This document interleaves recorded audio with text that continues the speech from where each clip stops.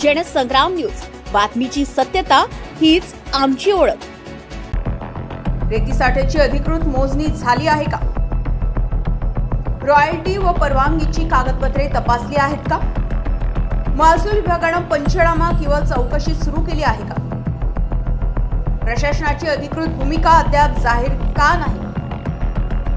बाबरेवर कारवाई होणार कधी?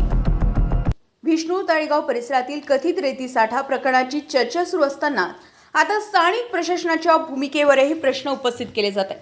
परिसरात मोठ्या प्रमाणात रेतीचा साठा असल्याच्या दाव्याची चर्चा सुरू असताना संबंधित यंत्रणांकडून अद्याप अधिकृत माहिती समोर आलेली नसल्याने नागरिकांमध्ये संभ्रमाचं वातावरण आहे। स्थानिकांकडून असा प्रश्न उपस्थित केला जात आहे की जर संबंधित साठा कायदेशीर असेल तर त्या संबंधीची परवानगी, रॉयल्टी आणि इतर आवश्यक कागदपत्रांची माहिती सार्वजनिक का केली जात नाही?